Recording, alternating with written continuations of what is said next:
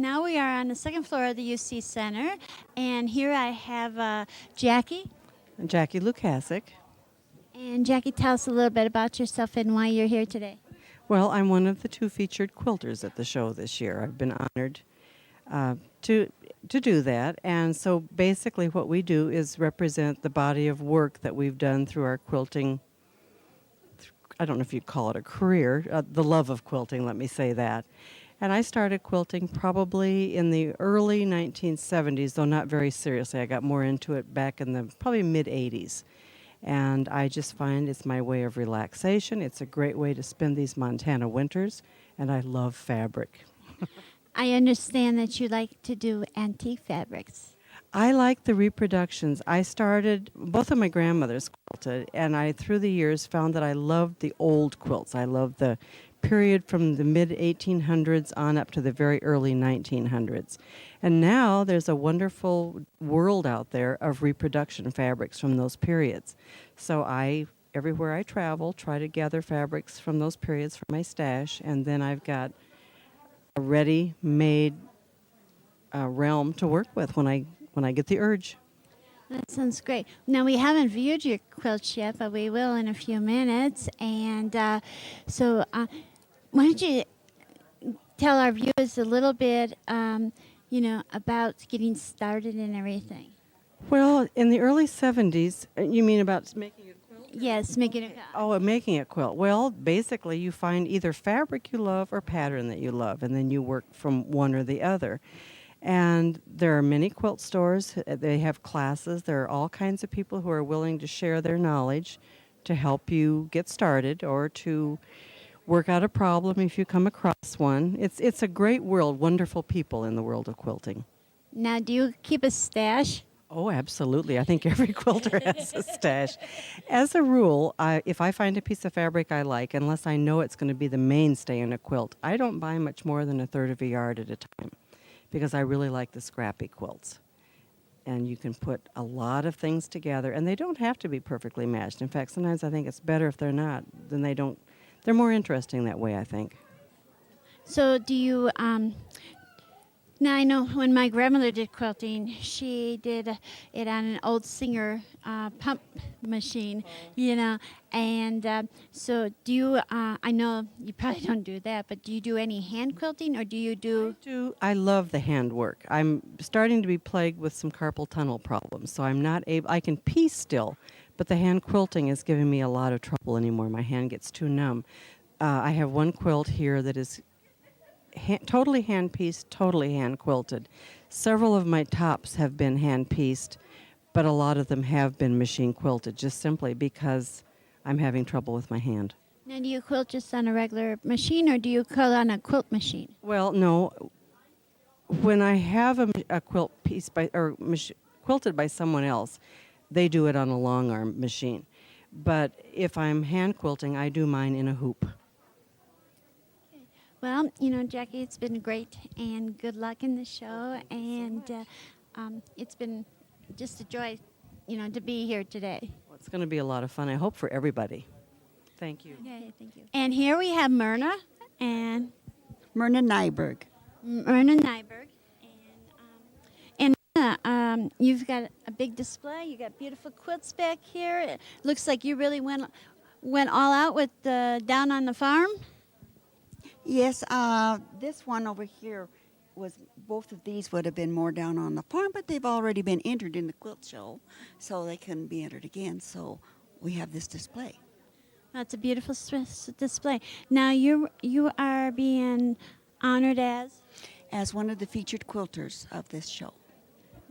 Now I see a chair over there. Did you do that on that chair?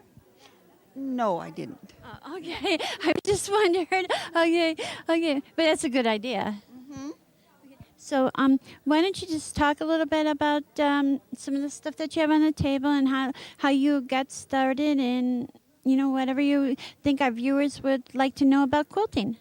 Okay. I've been quilting since about 1976 or 77, and it started out with just basic things, and this is one of my basic appliques. If you can see how much I have progressed. over the years. This is my first try at applique, and I think I've improved considerably. Bright colors are one of my favorites, is why you see most of the bright colors on all of these quilts. And this is one of the new books that I have made one sample out of here, and somehow or other ones caught my eye, so this is still in the back burner, but it'll get there one of these days. And I also like working in batiks, and there's a lot of different ways that you can do your batiks in your flowers and things, and that's one of my favorite things to do with. I don't have that particular quilt here, but this is one of the blocks that I put in it. And this is done by shading with a pencil and batiks, and also shading with a Pigma pen. It makes it stand out more from a distance. My sister always says, "What do you put all those black dots and stuff on there?" And I say, pictures are made out of pixels. You're not supposed to look at it right here. You're supposed to look at it over there. So, now, did anybody else in your family quilt? And No, no one else in my family quilted. My mother-in-law belonged to the old-fashioned quilting bees that they held in their homes once a month.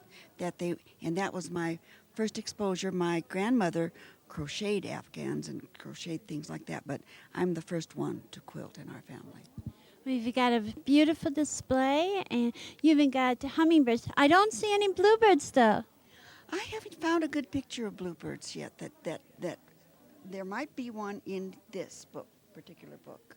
Well, you're going to have to watch my show, and you'll see the bluebirds. Okay. You'll see the opening. There's a good bluebird on the opening. Good. So, but we will, good luck in the show, and this has been great. We are going to go ahead. We're going to view, more of the display. We're going to go ahead and we're going to view some more of the quilts and stuff, and.